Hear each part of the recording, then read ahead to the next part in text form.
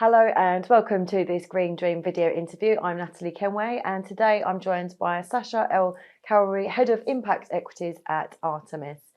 So first of all, let's set the scene. How do you define impact investing? What do you assess? Impact investing has historically been the preserve of private markets. And so really in the public market space and in listed equities in particular, the concept is still very nascent. And so there isn't really a definition that or an approach that everybody agrees on. The definition that everybody can agree on, however, is that that intention of making an investment so the intention to make an investment that delivers positive environmental and social outcomes alongside positive financial returns.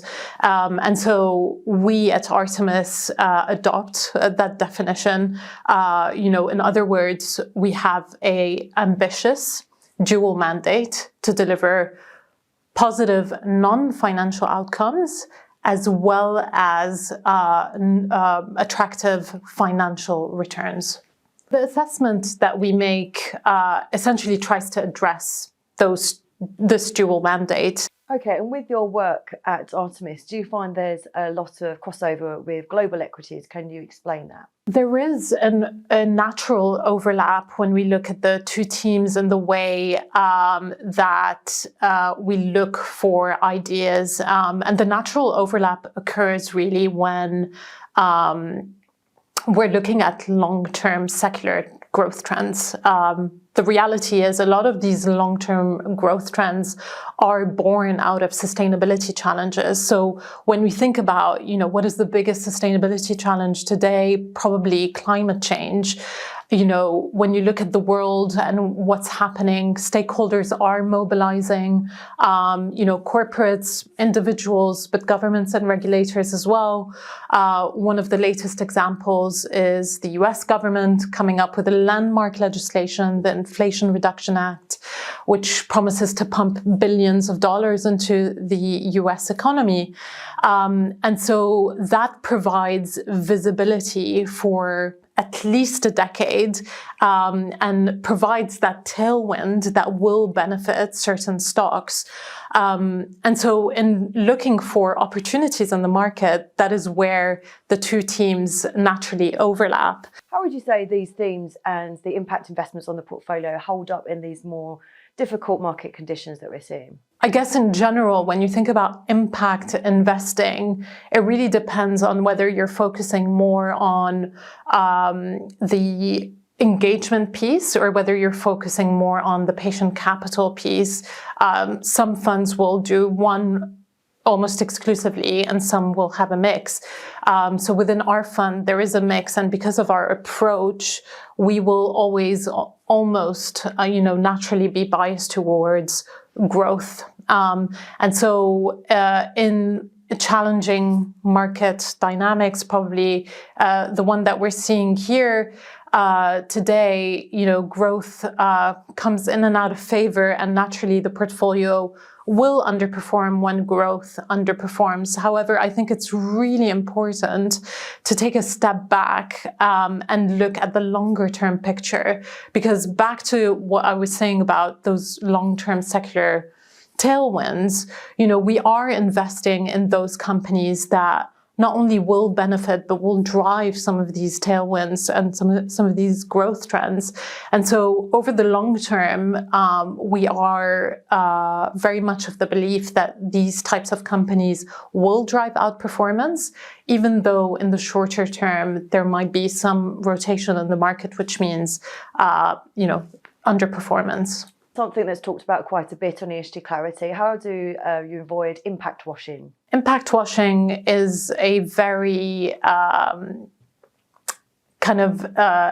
interesting evolution to the whole greenwashing piece, but it's also very important. I mentioned measurability.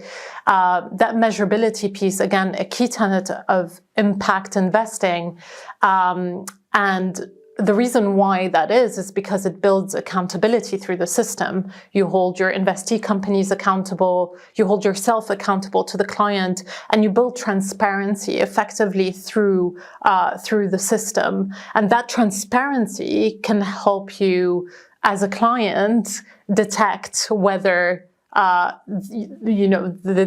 impact is genuine or it isn't.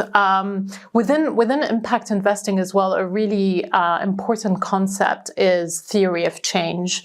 So as an impact investor, you should have a theory of change, and you should be able to articulate it quite well, either at the portfolio level or at the stock level. And so that theory of change, essentially, as the name suggests, is about kind of identifying the problem, identifying what can be done about the problem, and identifying what is being done by the investor in order to precipitate that change, and then recording or evidencing that change. So it is through, again, that transparent rationale and theory of change that you can kind of avoid impact washing.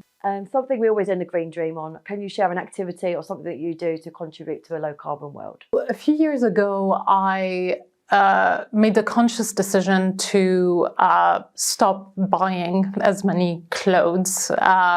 In a very fast-paced, fast fashion world, it is very tempting to buy cheap clothes and always be on trend. However, what I learned through my job, actually, and what very few people know, is that the fashion industry is one of the most polluting industries in the world. The other thing with being an expectant mother is that babies go through 7 sizes apparently in their first 2 years of life. And so that creates a lot of waste. So in building her wardrobe, I've got a lot of hand-me-downs, and which I expect to hand down again. Thanks so much for sharing all of your insights with us today. Great to have you in.